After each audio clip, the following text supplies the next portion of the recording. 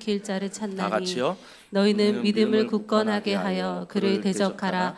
이는 세상에 있는 너희 형제들도 동일한 고난을 당하는 줄을 알미라. 아멘. 영원한 승리 잠깐 고난, 영원한 승리 잠깐 고난이란 제목으로 하나님 말씀을 전하도록 하겠습니다. 특세 기간 우리가 베드로전서 말씀을 살펴보았지만 오늘을 마지막으로 베드로전서 마무리를 하려 합니다. 베드로전서가 어떤 상황에 기록이 됐냐면 앞으로 예수 믿는 그리스도인들이 핍박받을 걸 대비해서 베드로 사도가 기록한 책입니다. 너희가 고난 가운데, 고통 가운데, 핍박 가운데 반드시 있을 텐데 이렇게 살아라, 이렇게 믿어라 라고 알려주는 책이 바로 베드로 전서입니다. 근데 베드로 전서가 마무리하면서 그 모든 고난을 앞두고 있는 유대인들에게 교회에 대해서 말하고 있다는 것입니다. 교회에 대해서, 이 고난에 대해서 어떻게 이기는지 더원사랑의 교회에게도 이야기해 주는 메시지가 있다는 것입니다. 그 첫 번째가 장로들에게 권하노니라고 1절에 시작되고 있습니다. 여기에서 보면 장로들이라고 말하면 그 당시 문화로 해석을 하면 어른들, 책임 있는 리더라고 해석할 수 있습니다. 우리 교회 가운데 이제 장로님을 저희도 11월 달에 세우지 않습니까? 장로라는 안에 두 가지로 기능과 역할이 있습니다. 그 장로 안에 첫 번째 기능은 치리하는 장로님이 계십니다. 그 치리하는 장로님은 뭐냐면 교회를 아름답게 잘 섬기며 다스리는 것입니다. 이런 일을 하는 장로님이 바로 계신다는 것입니다. 또 하나의 장로님의 기능과 역할이 있는데 그건 뭐냐면 함께 치리하지만 말씀을 전하는 자가 있다라는 것입니다. 그 당시 지금의 목사의 역할이 그 당시는 장로들을 할 때 이 목사가 포함되는 것입니다.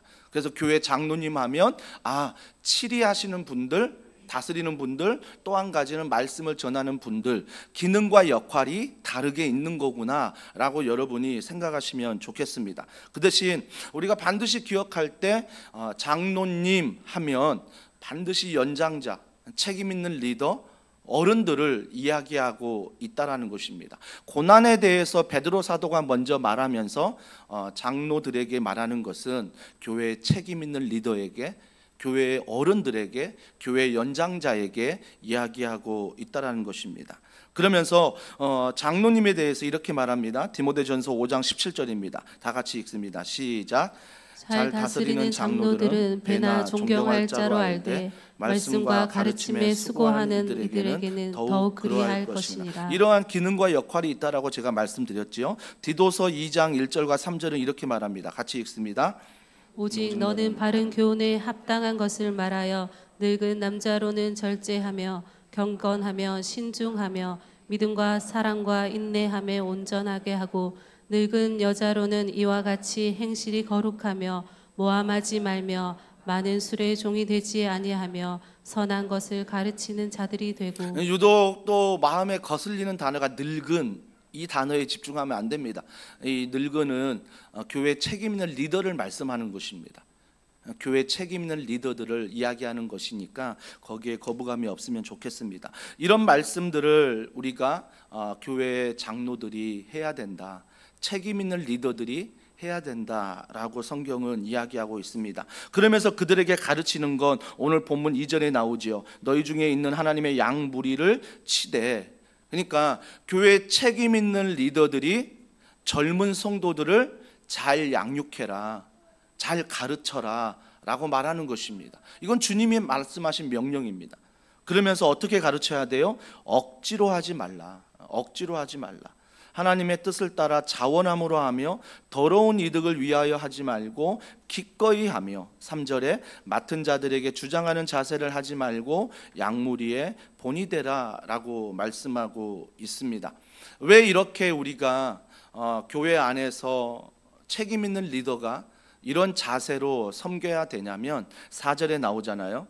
그리하면 목자장이 나타나실 때에 시들지 아니하는 영광의 관을 얻으리라.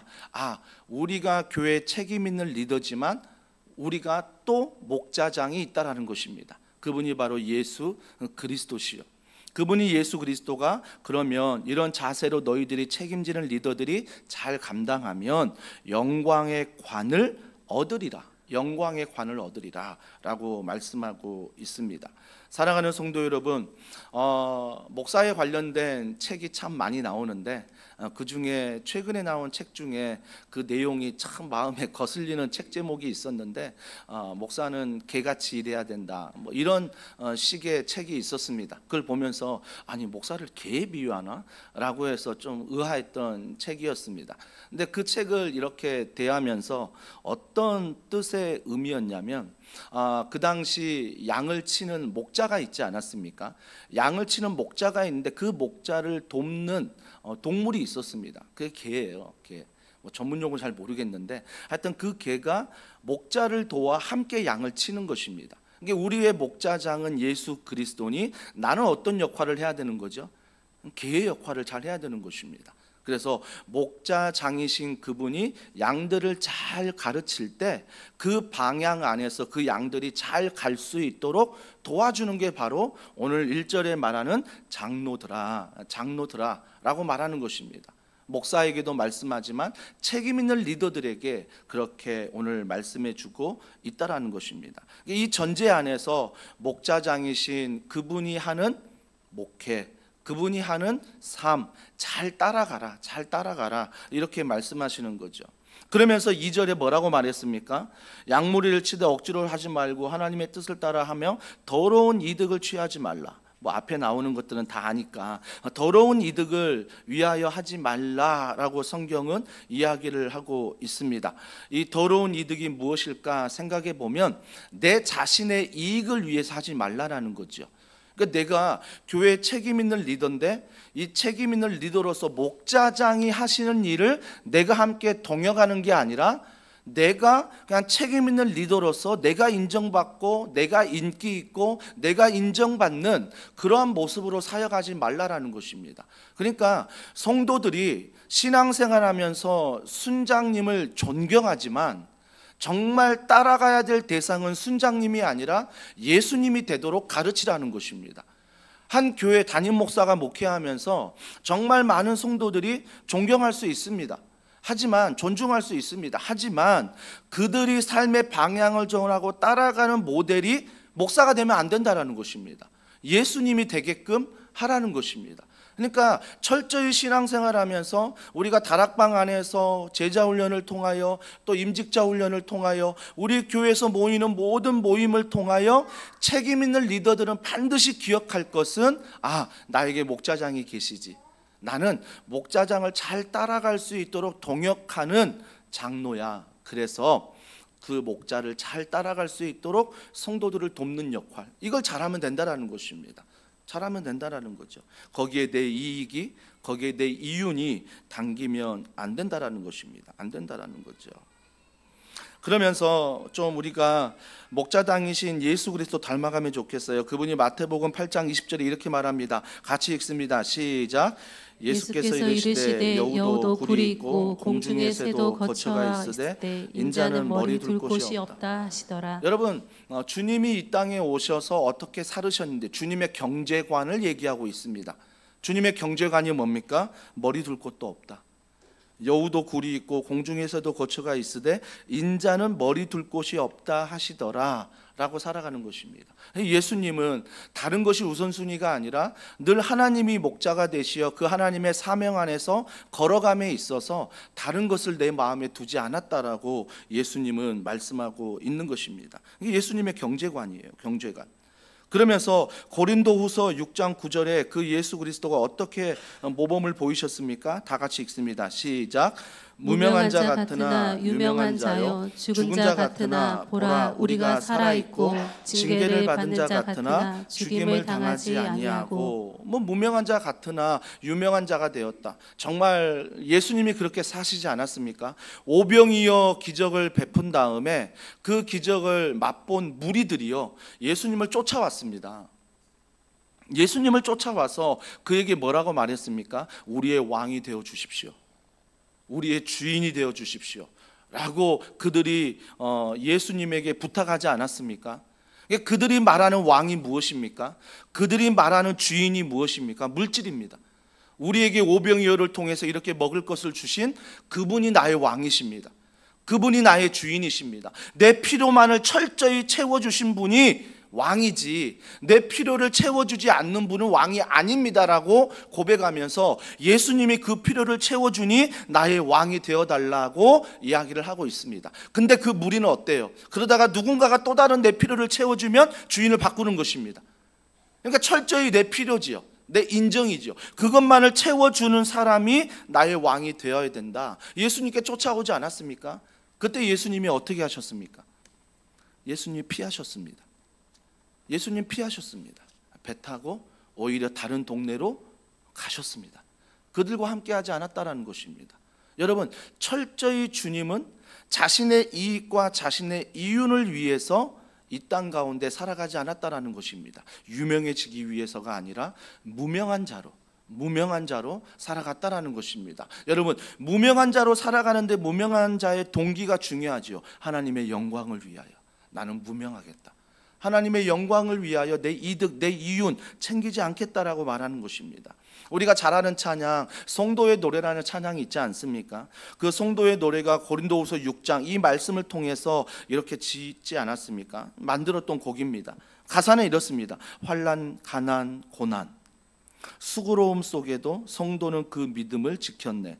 주를 섬기는 일에 자신을 다 드리며 진리의 말씀과 성령으로 그 길을 걸었네. 그리스도 안에서 새롭게 하시고, 그리스도 아닙니다. 그리스도 안에서 새롭게 하시고 그리스도로 인하여 자유케 되었네. 우리는 무명하나 유명한 자요, 죽음의 위기 속에도 참 생명 가졌고 근심하나 기뻐하며 가난하나 다른 일을 부욕해 하는 자로다. 정말 이게 성도의 노래 아닙니까? 그러니까 목자장이신 그분 안에서 교회 책임 있는 리더들이 정말 잘 따라가고 그분의 영광을 위하여 살아간다면 오늘 말씀했던 이 말씀들이 나의 영광의 관이 된다라는 것입니다. 고난은 피해가지 않습니다. 책임 있는 리더라고, 목사라고, 장로님이라고, 권사님이라고 절대 고난 피해가지 않는다고 말씀드렸습니다. 이 고난 앞에서 우리는 기뻐할 수 있습니다. 우리는 즐거워할 수 있습니다. 무엇 때문입니까? 고난이 사라졌기 때문이 아니라, 고난이 나를 피해갔기 때문이 아니라 내가 그 고난 중에도 예수 안에 있기 때문입니다. 말씀 안에 있기 때문입니다. 그래서 그 안에서 세상이 알지 못하는 기쁨과 즐거움이 내 안에 있는 것, 내 안에 있는 것, 이것이 바로 무명한 자 같으나 유명한 자의 삶이라는 것입니다. 삶이라는 것. 그러면서 사도 바울이 이렇게 고백합니다. 빌립보서 4장 12절입니다. 다 같이 읽습니다. 시작. 나는 비천에 처할 줄도 알고 풍부에 처할 줄도 알아. 모든 일 곧 배부름과 배고픔과 풍부와 궁핍에도 처할 줄 아는 일체의 비결을 배웠노라. 사도 바울이 일체의 비결을 배운 것, 여러분, 가난해야 된다, 부자여야 한다, 이걸 말하는 게 아니에요. 부자는 다 나쁘다, 가난은 다 좋다, 이걸 말하는 것도 아니에요. 너가 부자여도, 너가 가난해도 일체의 삶이란 것은 아까 얘기했던 목자장이신 예수 그리스도가 내 안에 계신다, 변함이 없는 걸 말하는 거예요. 나의 우선순위를 말하는 거죠. 부자면 바뀌고 가난하면 바뀌고 이런 믿음이 아니라는 거죠. 나의 목자장이신 그분 안에서 내가 부자든 가난하든 그게 중요한 게 아니라 여전히 그분 안에서 나는 일체의 비결을 배웠노라. 일체의 비결을 배웠노라. 이런 목자장이신 예수 그리스도 안에 이런 은혜가 있다라는 것입니다. 사랑하는 성도 여러분, 그래서 우리는 더원 사랑의 교회 장로님은 어떤 분일까라고 고민해 봐야 하는 것입니다. 이 말씀이 그냥 그 시대에 장로님들에게만 주는 말씀이 아니라 오늘 우리에게 주는 말씀 아닙니까? 베드로 사도가 고난을 대비하기 위한 말씀이라면 우리 교회 장로님들이, 교회 책임 있는 리더들이 정말 고난을 대비하기 위해서 오늘 더원 사랑의 교회 주시는 말씀이라는 것입니다. 잊지 마십시오. 우리 교회가 아까 얘기했던 장로들이라고 얘기했을 때 정말 치리하는 장로님들이 앞으로 세워질 거고요, 같이 치리하면서 말씀을 선포하는 목사님들도 계속해서 세워질 것입니다. 그렇지만 그 장로들아라고 했을 때 더 확장되는 의미 잊지 마십시오. 우리 교회 책임 있는 리더들입니다. 순장님 아니겠습니까? 부장님 아니겠습니까? 안수 집사님들 아니겠습니까? 또 권사님들 아니겠습니까? 책임 있는 리더들에게 지금 동일한 말씀을, 무게감을 가지고 우리 교회를 향해 베드로 사도, 즉 성령 하나님이 하시고 있다라는 것입니다. 그렇다면 더원 사랑의 교회 이 장로님은 어떤 모습이어야 될까? 가르치고 치유하고 전파하는, 한 사람을 제자 삼아 예수님의 사랑으로 다음 세대를 세우고 세상을 축복하는 공동체로 세워질 수 있도록 기도해 주십시오. 한국 교회를 볼 때마다 참 아픈 일들이 많이 보입니다. 물론 그런 아픔이 없는 교회도 많이 있지만 이 직분자를 세움에 있어서 마음 아픈 일들이 너무나 많습니다. 저 또한 교회 임직을 준비하면서 수년 전부터 건강한 교회들을 탐방하면서 물어보았습니다. 어떻게 임직자를 세우셨습니까? 어떻게 그 임직자들을 세우시고 어떻게 투표하고 어떻게 마지막까지 은혜 가운데 마치게 되었습니까? 라고 물어봤을 때 거의 대부분의 교회가 시험이 들었다는 것입니다.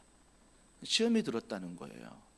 후보의 자격 가지고 시험에 들고, 후보를 세우는 거 가지고 시험에 들고, 투표를 함에 있어 시험에 들고, 교회가 결정하는 모든 일에 시험 든 교회가 너무너무 많다라는 것입니다. 그래서 교회가 누군가가 떠나게 되고, 교회가 또 거기 안에서 끼리끼리의 파벌이 일어나고, 그런데 교회 안에 여러 이 안 좋은 모습들이 있던 교회들이 몇몇 교회가 있었습니다. 그런데 감사하게도 여러분이 잘 알지 않습니까?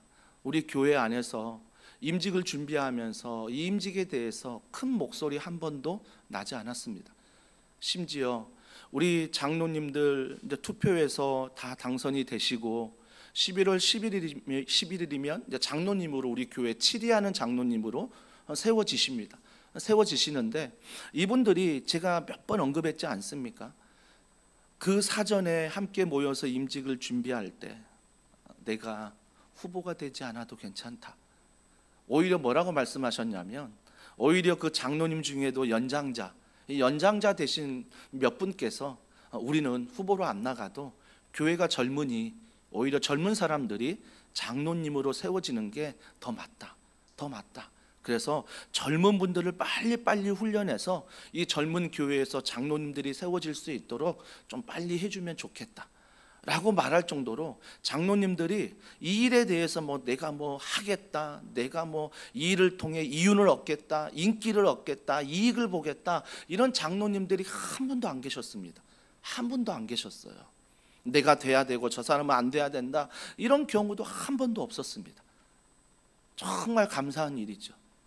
근데 그 마음을 아셨는지 사랑하는 성도님들이 투표할 때 전체 거의 한 120, 30명이 투표했는데 90%가 넘을 정도로 많은 분들이 그 장로님을 우리 교회로 세우는 것을 허락합니다. 함께 마음을 모아주시고, 장로님 뿐입니까? 안수 집사님을, 권사님을 세움에 있어서 정말 90% 넘게 모두들 잘 세워져서 하나님의 일꾼으로 세워지길 원합니다라고 찬성해서 다들 투표해 주셨습니다. 투표해 주셨습니다. 그 투표의 결과를 가지고 우리가 노회에 보고를 했거든요. 노회 헌의부가, 규칙부가, 정치부가 있어서 거기에 보고했더니 깜짝 놀라는 것입니다. 어떻게 이렇게 높은 퍼센트를 가지고 이렇게 투표할 수 있느냐? 혹시 목사님이 뭔가 강압적으로 성도들에게 한 것 아니냐? 여러분 알지 않습니까? 제가 강압적으로 한 거 있습니까? 저는 그냥 후보자들을 세웠을 뿐이고, 그냥 후보자들을 여러분이 다 투표했고 그냥 하나님의 은혜 가운데 세워진 것입니다. 그렇다면 우리가 반드시 책임 있는 리더요, 또 우리가 우리 교회 안에 정말 그런 장로님으로, 순장님으로, 부장님으로, 안수 집사님으로, 권사님으로 세워진다면 목사부터가 오늘 2절 말씀을 잊지 않았으면 좋겠습니다. 3절 말씀을 잊지 않았으면 좋겠습니다. 4절 말씀, 나에게는 목자장이 있다는 것을 잊지 않았으면 좋겠습니다. 그래서 어떤 고난이 있을지라도 2절과 3절과 4절 앞에서 우리 교회 책임 있는 리더들이 아름답게 세워지는 귀한 교회가 되길 주님의 이름으로 축복합니다. 축복합니다. 우리 장로님들은요, 앞으로 세워지실 텐데 그런 얘기까지 하셨습니다. 너무 오래 목사님 장로로 세우지 마시고 때가 되면 또 은퇴하고, 그래서 다음 젊은 사람들이 빨리빨리 세워질 수 있게 해달라고 그렇게 말씀하실 정도로 함께 세워지고 있습니다. 여러분 기대하십시오. 이 앞으로 장로님들이 세워짐에 있어서 지금 우리 교회 임직자들이 더 사랑의 교회 1:1 양육자들과 만나서 16주 동안 일주일에 한 번씩 훈련을 받고 있습니다. 훈련 받는 이유는 하나입니다. 우리가 목자장이 되신 예수 그리스도가 하신 일을 하고자 하는 것입니다. 내가 장로 되었으니, 내가 안수집사가 되었으니, 내가 권사가 되었으니 에헴 하고 힘을 주는 게 아니라, 다스리려고 하는 것이 아니라 양육하려고 하는 것입니다. 가르치는 일에, 양육하는 일에 우리 더 장로님들이, 우리 모든 리더들이 앞으로 교회가 세워지는 교회가 계속 세워지는 그 시간마다 거기에 마음을 두려고 합니다. 저도 다른 일 하는 거 아닙니다. 교회를 다스리거나 내 인기나 내 이윤을 위해서 있는 게 아니라 가르치는 일에, 치유하는 일에, 전파하는 일에 함께 하려고 하는 것입니다. 함께 하려고 하는 것. 이 일에 우리 모든 교회의 책임 있는 리더십들이 잘 감당할 수 있도록 여러분들이 기도해 주시면 감사하겠습니다. 또 그러면서 5절과 7절 중에 젊은 자들아 라고 대해서 얘기합니다. 오늘 5절에 보십시오. 젊은 자들아 라고 이야기합니다. 여러분, 젊은 자들은 누굽니까? 그 문화적으로 해석해 보면 가르치는 자들에게 가르침을 받는 사람들입니다. 젊은 자들입니다. 한마디로 우리 교회를 보면 교회 교역자를 통해서, 또 우리 장로님 세워지면 장로님을 통해, 안수집사님을 통해, 권사님을 통해, 순장님을 통해, 부장님을 통해 무언가 가르침을 받는 그런 성도들을 이야기하고 있습니다. 그런 성도님들 대부분 포함되지 않습니까? 젊은 자들아 라고 이야기하면서 5절에 이렇게 말합니다. 장로들에게 순종하고 다 서로 겸손으로 허리를 동이라. 하나님은 교만한 자를 대적하시되 겸손한 자들에게는 은혜를 주시느니라 라고 말하고 있습니다. 여기서 5절에 보면 책임 있는 리더들에게 먼저 순종하라 라고 말하고요, 겸손으로 허리를 동이라 말하고요, 교만한 자를 대적하시되 겸손한 자들에게 은혜를 주신다라고 말합니다. 여러분, 이 모든 것, 시간이 많이 없으니까 공통점이 뭐냐면 겸손함 가운데 하라는 거죠. 겸손함 가운데 순종하고, 겸손함 가운데 서로 허리를 동이고, 겸손함 가운데 함께 이 모든 은혜를 나누라는 것입니다. 여러분, 겸손함이 무엇입니까? 내가 그냥 낮아지는 게 겸손한 것입니까? 내가 그냥 말로 이렇게 겸손한 것처럼 하는 게 겸손한 것입니까? 사람은요, 얼마든지 속일 수 있습니다. 겸손한 척 속일 수 있습니다. 말로 얼마든지 겸손하게 이야기할 수 있는 게 사람입니다. 성경이 말하는 겸손이 뭔지 아십니까? 성경이 말하는 겸손은 젊은 자들아, 교회 책임 있는 리더들에게 순종하고 겸손하라 라고 얘기할 때 이 겸손이 순종의 동기가 되는데, 그 겸손이 뭐냐면 불쌍히 여기라는 것입니다. 불쌍히 여기라는 거예요. 뭘 불쌍히 여겨요? 나도 이 땅 가운데 고난을 받지만 책임 있는 리더들도 이 땅 가운데 고난을 함께 받는다라는 것입니다.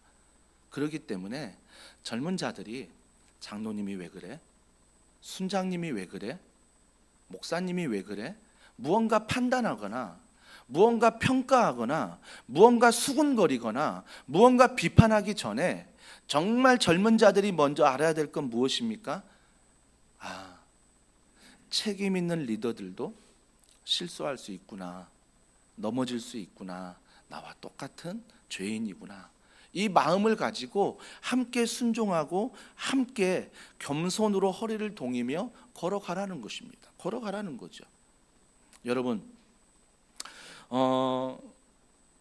책임 있는 리더들이 해야 될 일이 있고요, 젊은 자들이 해야 될 일이 있습니다. 기능과 역할에서 다를 뿐이지 우리는 하나님 안의 한 가족입니다. 우리가 하나님 앞에 섰을 때 목사 김현철로 서지 않습니다. 성도 김현철입니다. 예수를 믿는 성도입니다. 그래서 예수님이 목사라는 건 기능입니다. 역할입니다. 더 중요한 정체성은 무엇입니까? 예수를 믿는 나는 성도라는 것입니다. 그래서 내가 하나님 앞에 섰을 때 성도 김현철로 서는 것입니다. 물론 책망을 받을 수 있습니다. 너는 왜 그 기능을 줬는데 그 기능을 잘 감당하지 못했니? 그 역할을 잘 감당하지 못했니? 라고 하는 그 마음이 있을 수는 있습니다. 하지만 예수를 믿는 정체성에 우리의 모든 정체성은 성도라는 것입니다. 장로님이라고 해서, 책임 있는 리더라고 해서, 젊은 자들, 그의 가르침을 받은 성도들이라고 해서 성도의 정체성은 달라지지 않습니다. 우리의 모든 성도들은 한 가족이라는 것입니다. 하지만 그 안에서 기능이 있고 역할이 있다라는 것입니다. 기능과 역할을 감당하는 거죠. 그러면 그 기능과 역할을 감당할 때 앞에 있는 책임 있는 리더들만 가르칩니까? 아니요. 젊은 자들도 그걸 배워서 그 기능과 역할을 가지고 가정에서, 직장에서 가르치지 않습니까? 또 더 많은 일들 세상에 나가서 하지 않습니까? 그래서 가르치는 일은 책임 있는 리더들만 하는 거야, 이게 아니라는 것입니다. 잘 배워서 목자장이신 주님 잘 따라가며 젊은 자들도 또 그 가르침대로 가르치라는 것입니다. 가정에서, 직장에서. 이게 바로 우리 교회가 앞으로 임직자들이 세워져 임직자들을 통해서 정말 책임 있는 리더들이 젊은 자들을 가르쳐 이렇게 세워지는 하나님의 사명을 향해서 가려는 교회의 모습이라는 것입니다. 여러분이 이러한 교회의 모습을 좀 꿈꾸며 함께 기도해 주시면 감사하겠어요. 함께. 그래서 어떤 고난이 올지라도 반드시 사도 베드로가 고난을 대비하라고 했을 때, 우리 교회에 고난이 왔을 때 이런 5장의 말씀을 잘 기억하셔서 내가 책임 있는 리더라면 어떻게 고난을 맞서야 되는지, 내가 젊은 자라면 어떻게 고난을 맞서야 되는지를 말씀 안에 잘 대비하십시오. 잘 대비하십시오. 근데 그 대비하면서 이렇게 말씀하십니다. 6절에 보십시오. 그러므로 하나님의 능하신 손 아래에서 겸손하라. 때가 되면 너희를 높이시리라. 하나님의 능하신 손 아래 고난이 있다라는 것입니다. 걱정하지 마십시오. 그래서 교회에 고난이 있을지라도 걱정하지 마십시오. 하나님의 능하신 손 아래 있습니다. 하나님의 손 아래 있다라는 것입니다. 그러면 뭐라고 말씀? 6절 또 보세요. 때가 되면 높이시리라. 때가 되면.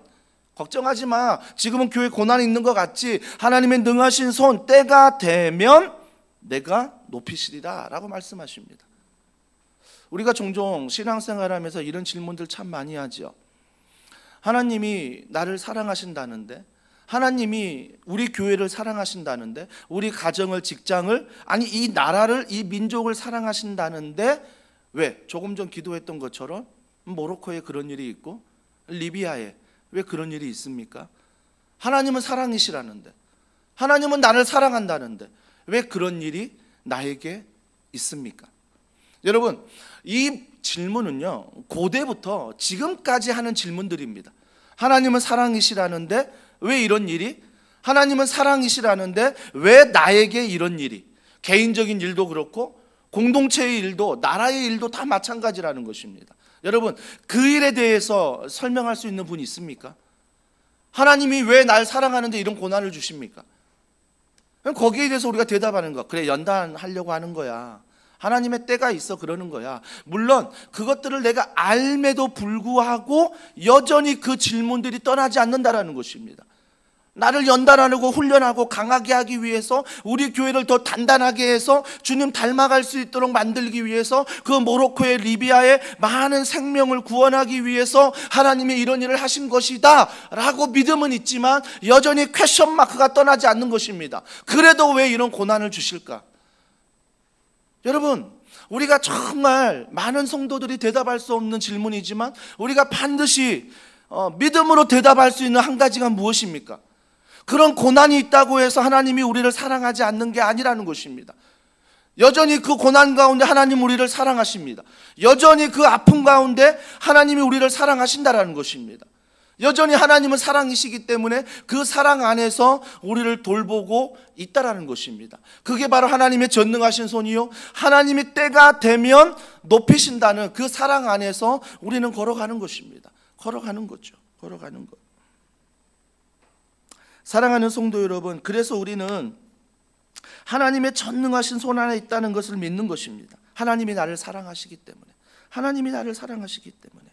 그러면서 마지막 고백하는 7절 보세요. 너희 염려를 다 주께 맡기라. 이는 그가 너희를 돌보심이라. 여러분, 고난을 얘기하다가, 하나님의 전능하심을 얘기하다가 뜬금없이 염려를 다 주께 맡기라라고 얘기합니다. 이는 그가 너희를 돌보심이라 라고 말하는 것입니다. 염려를 다 주께 맡긴다는 건 무엇입니까? 내가 주님 앞에 정말 기도한다는 거 아니겠습니까? 내 염려를 내가 가지고 있는 게 아니라 주께 맡기는 게 기도입니다. 그래서 여러분이 가지고 있는 염려를 내가 가지고 있으면 내가 염려하는 것이고, 그 기도를 하나님께 맡기면 하나님이 염려하시기 시작하십니다. 그래서 여러분이 염려하지 마시고 나를 사랑하신 하나님이 염려하도록 하나님 앞에 내 기도 제목, 내 고난을 맡겨드리는 것입니다. 그래서 염려를 맡겨라, 염려를 맡겨라. 이는 그가 너희를 돌보심이라 라고 말하는 것입니다. 돌보심이라. 8절에 보세요. 왜 하나님께 맡겨야 되냐면, 근신하라, 깨어라, 너희 대적마귀가 우는 사자같이 두루다니며 삼킬 자를 찾나니 라고 말합니다. 제가 근신하라, 깨어라 특세 일주일 동안 내내 말씀드리지 않았습니까? 좀 한눈 팔지 말아라, 한눈 팔지 말아라. 목적지 바라보고 예수 그리스도 바라보고 좀 걸어가자. 다른 것들 좀 멀리해라, 좀 멀리해라. 제가 이거 말씀드리지 않았습니까? 그래서 근신하라, 깨어라. 왜요? 너희 대적 마귀가 우는 사자같이 두루다니며 삼킬 자를 찾는다. 삼킬 자를 찾는다라는 것입니다. 2절과 3절과 4절처럼 살아가려는 책임 있는 리더들을 삼키려고 합니다. 5절 이하에 나오는 정말 젊은 자들을 삼키려고 오늘 우는 사자와 같이 사탄 마귀가 우리를 찾아다닌다라는 것입니다. 찾아다니는 것. 9절 어떻게 합니까? 너희는 믿음을 굳건하게 하여 그를 대적하라. 대적하라. 두려워서 벌벌 떨지 말고 예수의 이름으로 대적하라. 대적하라. 이는 세상에 있는 너희 형제들도 동일한 고난을 당하는 줄을 알미라. 고난 앞에서 벌벌 떠는 이유가 무엇입니까? 나만 겪는 고난이라고 생각하기 때문입니다. 나만 겪는 고난이냐, 하나님 날 벌 주시는 게 아닐까? 이 벌에 대한 두려움이 나에게 있기 때문에 고난 당하면 숨기려고 하는 거예요. 고난 당하면 감추려고 하는 거예요. 그래서 그 고난을 감추고 고난만을 바라보고 이것만을 묵상하니까 그 고난이 나를 삼켜버리는 거죠. 그래서 고난 안에 하나님을 믿는 자지만 하나님을 믿는 게 아니라 고난을 믿는 거죠. 그러면서 뭐라고 말합니까? 왜 나에게 고난을 주셨을까? 그러면서 뭡니까? 이 고난이 왜 나에게만 있을까? 하나님이 나를 버리셨나? 하나님이 나를 사랑하지 않으시는가? 이 고난만을 묵상할 때 하나님이 나를 버렸어, 하나님 나를 사랑하지 않아. 그러면서 이 고난에 함몰되는 것입니다. 그럴 때 주는 말씀 무엇입니까? 그 고난이 전능자의 손에 있다. 그래, 내가 고난을 받지만, 이 나라가 고난을 받지만 아니야, 전능자의 손에 있어. 믿는 것입니다. 그 고난을 절대 하나님이 나를 사랑하지 않음으로 버린 게 아니야. 나를 사랑하시기 때문에 이 고난을 주신 거야. 나는 하나님의 사랑받은 자야. 이걸 잊지 말라라는 거죠. 고난 앞에서. 그러면 그 고난을 내가 대적하는 것입니다. 그 고난에 끌려가는 게 아니라 그 고난을 대적하게 되는 거죠. 그 고난을 하나님께 맡기게 된다는 것입니다. 그게 바로 9절이에요. 그래서 동일한 고난을 당하는 많은 책임 있는 리더들이나 젊은 자들이나 그 고난 앞에서 하나님이 나를 사랑하심 잊지 말라는 것입니다. 잊지 말라는 거예요. 그래서 마지막 결론은 시트지의 이것입니다. 나의 힘으로 살까, 하나님의 힘으로 살까? 언제나 이 싸움입니다. 이게 영적 싸움이에요. 언제나 사탄은요, 언제나 세상은요, 나의 힘으로 살라라고 자꾸 삼켜요. 현철아, 너 할 수 있다? 너의 힘으로 한번 살아볼래? 너의 의지로 한번 살아볼래? 그래서 뭐예요? 안 되니까 마약에 손대고, 안 되니까 다른 것에 손대고, 안 되니까 게임에 빠지고, 안 되니까 다른 것에 빠져서 내가 무언가에 중독되어 살아가지 않습니까? 뭔가 중독되어 살아가지 않습니까? 내가 안 되니까. 주님은 아십니다. 그래서 하나님의 힘으로 살아라. 하나님의 힘으로 살아라. 하나님의 힘으로 살아라. 하나님의 힘으로 살아라. 라고 말씀하십니다. 사랑하는 성도 여러분, 저는 우리 더원 사랑의 교회 안에서 좀 이런 어른들이 많았으면 좋겠습니다. 저는 더원 사랑의 교회 안에서 이런 연장자들이 많았으면 좋겠어요. 물론 나이의 연장자도 제가 존경합니다. 그 인생을 사셨다는 것, 어느 한 회사에서 은퇴한다는 것 제가 존경합니다. 하지만 이건 인간적인 존경입니다. 하지만 영적인 존경은 무엇입니까? 오늘 본문 주셨던 1절부터 9절의 말씀이 우리 교회 가운데 임할 때 내가 연장자가 되는 것입니다. 내가 교회의 어른이 되는 것입니다. 오늘 저희 아들이 이제 청소년부 올라갔잖아요. 청소년부 올라가서 처음으로 대표 기도를 해요. 대표 기도를. 근데 대표 기도를 맡은 순간 일주일 동안 몇 번이고 아빠와 엄마 앞에서 뭐라고 말하는지 아세요? 나 이번 주 교회 안 가면 안 돼? 나 교회 가기 싫어. 이게 다 우리의 마음 아닙니까? 제가 그랬어요. 맞아. 그런 부담으로 기도해야 되는 거야. 맞아. 그런 부담으로 예배를 드리는 거야. 맞아. 그런 부담으로 헌신하는 거야. 그게 신앙생활이야. 또 교회 가기 싫어서 마음에 부담이 있을 때 어떻게 해야 되니? 하나님께 기도하자. 하나님께 맡기자. 하나님이 청소년부 예배 가운데 너가 대표 기도할 때 하나님이 너에게 마음을 주실 거야. 준서 너가 하나님의 마음을 가지고 기도하면 되는 거야. 기도하면 되는 거야. 어느 순간 이 아이가 표정이 밝아졌어요. 저는 순간 내 조언을 잘 듣고 이 아이가 하나님을 의지하여 응답을 받았구나 생각하면서 궁금해서 물어봤잖아요. 왜 이렇게 즐겁니? 라고 물어보니까 전도사님이 기도의 폼을 보내줬대요. 그래서 기도의 폼을 받아서 이렇게 기도하면 되구나 폼을 주시고 그 가운데에 너가 개인적으로 묵상하고 기도했던 내용들을 적으면 된다라고 보내주셨대요. 나는 그 가운데 있는 기도 제목만 채우면 된다라는 거예요. 근데 제가 이렇게 기도 제목을 보면서 같이 이렇게 기도 제목 가지고 기도하면서 보니까 앞에 폼 그대로 하는 게 아니고 자기의 마음을 담아서 기도문을 잘 적었더라고요. 마음을 담아서. 여러분, 우리가 들으면 그게 기도야 라고 할 수 있습니다. 좀 더 미사 요구 많이 쓰고 좀 더 성경 말씀 막 인용하고 좀 그렇게 기도하지라고 할 수 있습니다. 하지만 하나님이 누구보다 그 마음을 아시고 하나님이 누구보다 우리 마음을 아세요. 두려워하는 마음, 떨리는 마음. 여러분, 대표 기도하는 순장님들이 대다수가 직장생활 굉장히 오래 하셨던 분들이에요. 직장에서는 거의 한 자리씩 하는 분들이에요. 직장에서는 막 가르치는 분들이고요. 몇천 명 앞에서도 막 연설하셨던 분들이에요. 근데 그런 분들이 유독 교회 앞에 나와서 무언가 말할 땐 두렵고 기도할 때 두렵고 섬기는 게 두려운 이유가 뭔지 아세요? 못해서가 아니에요. 하나님 앞에서 하시기 때문이에요. 그래서 두려운 거예요. 근데 저는 한 가지 바라는 것은 교회 앞에서 기도하고 섬기고 사역하는 모든 게 하나님 앞에서 하기 때문에 4절에 목자장 앞에서 하기 때문에 두렵다면 그 두려움을 직장으로 가져가야죠. 가정으로 가져가야죠. 그래서 가정에서 직장에서 동일한 두려움으로 목자장이신 그분 앞에서 직장 생활하는 거죠. 그분 앞에서 가정 생활하는 거예요. 이게 신앙이에요. 교회 안에서만 하는 일이 거룩한 게 아니라 여러분 직장에서 하는 일, 가정에서 하는 일, 이 모든 것이 하나님 앞에 거룩한 일이에요. 그래서 우리가 목자장 되신 그분 앞에서 두려운 마음으로 하는 거죠. 두려운 마음으로. 이번 한 주간 나의 힘이 아닌 하나님의 힘으로 우리가 정말 전심으로 기도하며 하나님과 함께 걸어가는 우리 모두가 되길 주님의 이름으로 축복합니다. 오늘 이 말씀 기억하면서 우리 이 찬양 주님 앞에 올려드리면 좋겠습니다. 주는 평화, 막힌 담을 모두 하셨네. 주는 평화, 우리의 평화. 다른 게 평화가 아니라, 다른 게 평안이 아니라, 다른 게 승리가 아니라 주님이십니다.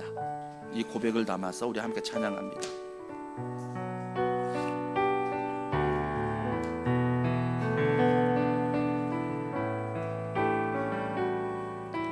주는 평화,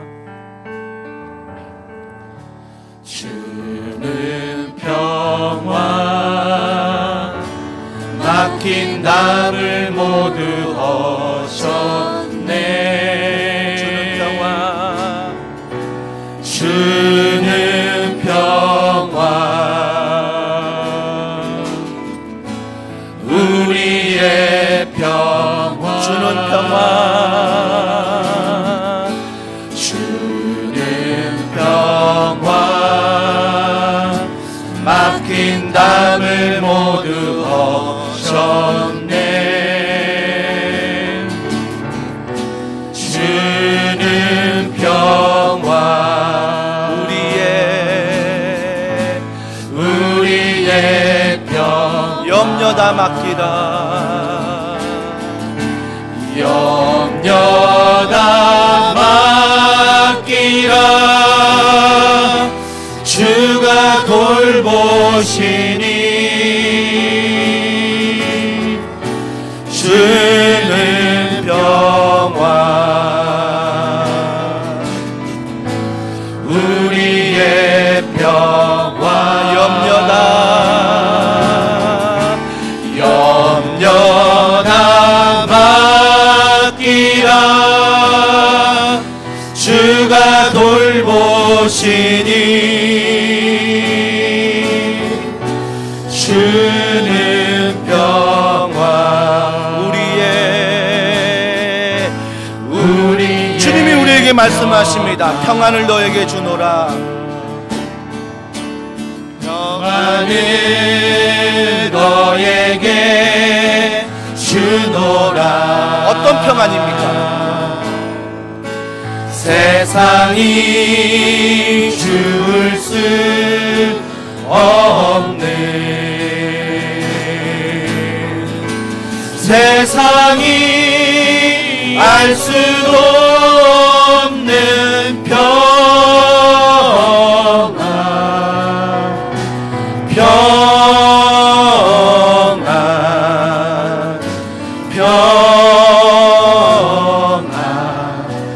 평안을 내게. 우리 옆에 있는 분들 한번 축복해 볼까요? 앞뒤로 손을 벌려 평안을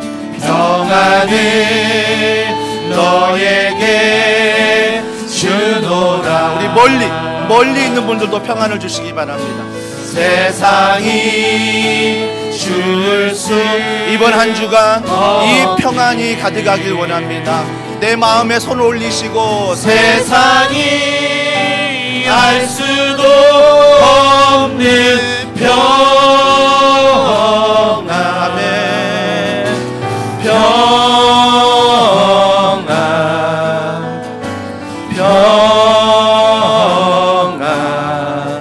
평안을 내게 주노라. 우리 함께 이 시간에 가슴에 손을 올리시고 기도하길 원합니다. 어떤 말씀이 오늘 내 마음에 남습니까? 내 기억에 남습니까? 하나님 아버지, 다른 말씀이 아니라 주님이 나의 평안이요 평화인 줄 믿습니다. 이번 한 주간도 주님을 의지함으로, 주님을 바라봄으로, 힘써 기도함으로 그 말씀이 내 삶이 되게 하시고, 이 말씀의 평안이 우리의 직장과 가정과 우리의 모든 삶과 우리 자녀들 가운데, 우리의 가정 가운데 임하게 하여 주시옵소서. 우리 시간에 한 목소리로 기도합니다. 하나님 아버지, 은혜와 사랑과 능력을 통하여 이 마음에